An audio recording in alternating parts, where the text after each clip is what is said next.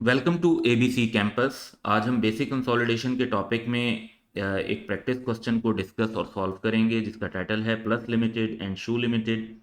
और इस क्वेश्चन में बिल्कुल बेसिक लेवल की कंसोलिडेशन हम कवर कर रहे हैं जिसमें कोई खास एडजस्टमेंट्स नहीं होंगी। तो क्वेश्चन ये है कि plus limited acquired 80% of shoe limited, जिससे पता चलता है कि प्लस लिमिटेड पेरेंट कंपनी है और शू लिमिटेड सब्सिडरी कंपनी है। सेवरल ईयर्स अगो एक्वायर किया है, जिससे ये बात पता चलती है कि यहाँ पे मिड ईयर एक्विजिशन नहीं होगी और सब्सिडरी की फिगर्स को हम फुल जो है, अगर जैसे प्रॉफिट और लॉस वगैरह होता तो फुल शामिल कर सकते हैं।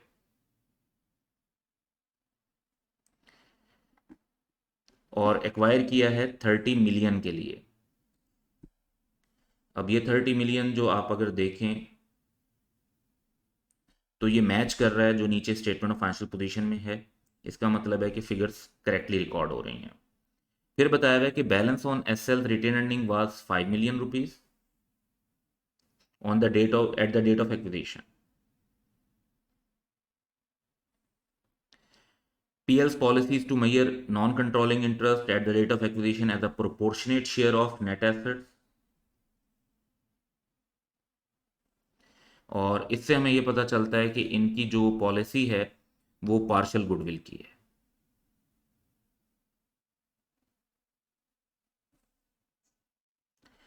फर्दर अब हम क्वेश्चन देखते हैं। तो सिंपल सी हमारे पास स्टेटमेंट ऑफ फाइनेंशियल पोजीशन है 31 दिसंबर 2021 की। Property plant equipment, investment, current asset, equity के आइटम्स में शेयर कैपिटल और रिटेन अर्निंग, फिर नॉन करंट लाइबिलिटीज और करंट लाइबिलिटीज दोनों हैं। और फिर क्वेश्चन की रिक्वायरमेंट ये है कि हमने consolidated statement of financial position बनानी है 31 दिसंबर 2021। तो हमारा जो पहला स्टेप होना चाहिए वो होगा कि हम स्टेटमेंट ऑफ फाइनेंशियल पोजीशन का फॉर्मेट बना लेंगे। तो पेरेंट एंटिटी का नाम है plus limited, consolidated statement of financial position बना रहे हैं और 31 दिसंबर 2021 को बना रहे हैं। तो यहाँ पर हमें जो क्वेश्चन के रिक्वायरमेंट के मुताबिक जैसे क्वेश्चन में डाटा बना हुआ है वैसे ही अगर हम देखें तो हमें रिफ्लेक्ट करना है नॉन करंट एसेट्स को, उसके बाद करंट एसेट्स को, उसके बाद इक्विटी के आइटम, और फिर नॉन करंट लाइबिलिटीज और करंट लाइबिलिटीज दोनों हैं। तो वो एक एक लाइन में ही बताई हुई है, उनकी फर्दर डिटेल नहीं है, तो वैसे ही हम भी शो कर देते हैं। नेक्स्ट हमें वर्किंग्स बनानी होंगी। वर्किंग्स में हमारी पहली जो वर्किंग है वो तो बनेगी ग्रुप स्ट्रक्चर की, और उसमें हमारे पास 5 आइटम होते हैं जिनको हमने शो करना होता है। सब्सिडरी का नाम जैसे क्वेश्चन में हमें बताया हुआ है कि शू लिमिटेड है, एक्विजिशन डेट उन्होंने बताई है कि सेवरल ईयर्स अगो है। पेरेंट की ऑनरशिप जो है वो 80% है। सब्सिडरी की यानी एनसीआई की परसेंटेज फिर ऑब्वियसली 20% रिमेनिंग होगी। क्वेश्चन के अंदर गुडविल मेथड हमें बताया हुआ है कि पार्शल है।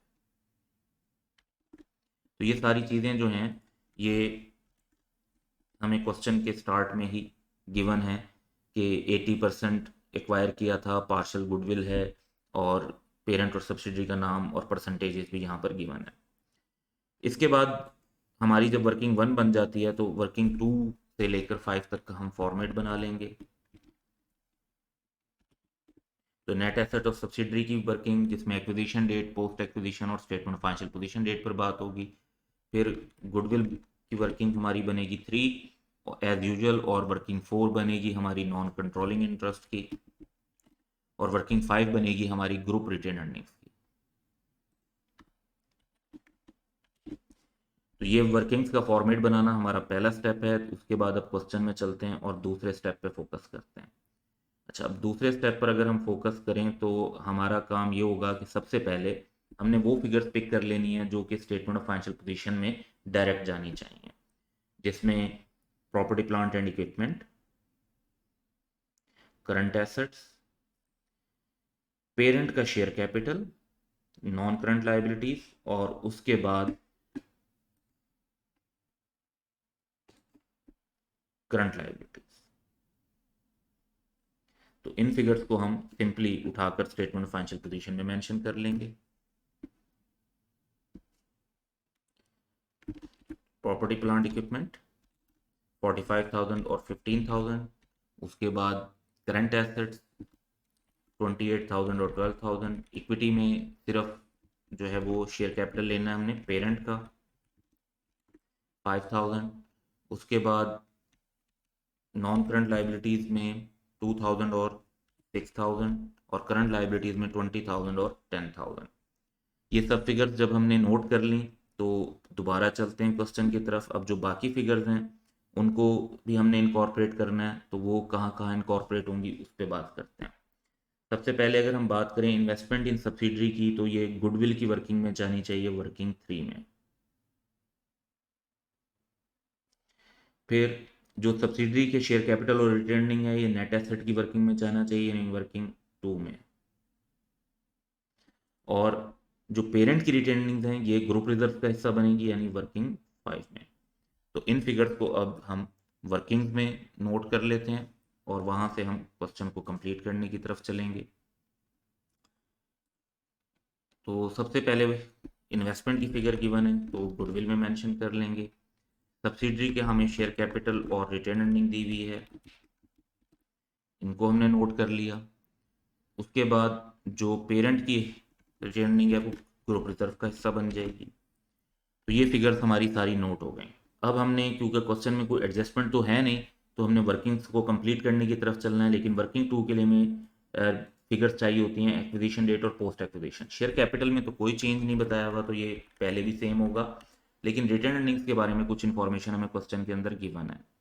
तो जब हम रिटर्न अर्निंग्स के बारे में देखते हैं तो क्वेश्चन में ये बताया हुआ है कि एक्विजिशन डेट पर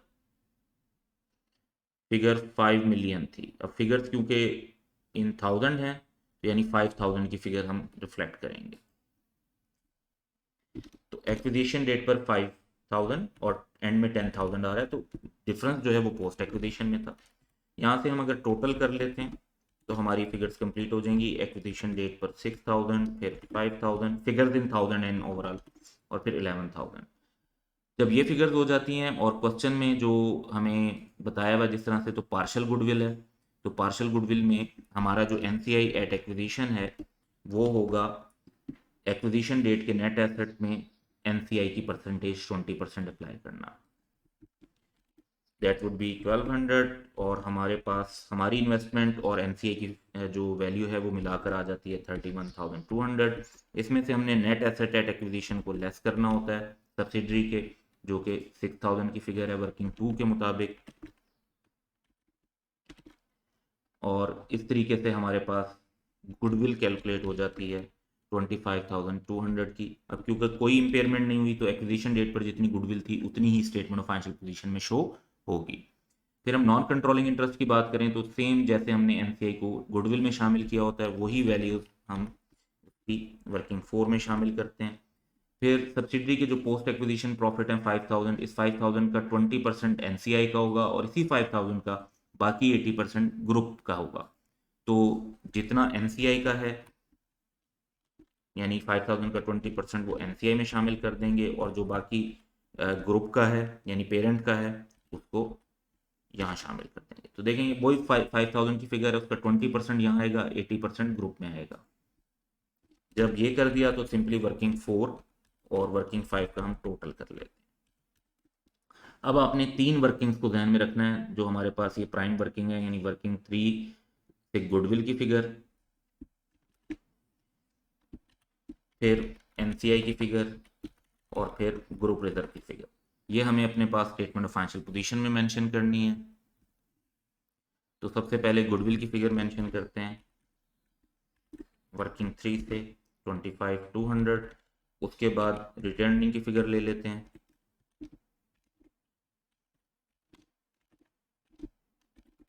80,000, और आफ्टरवर्ड जो है वो हमें नॉन कंट्रोलिंग इंटरेस्ट की फिगर लेनी है वर्किंग 4 से 2200।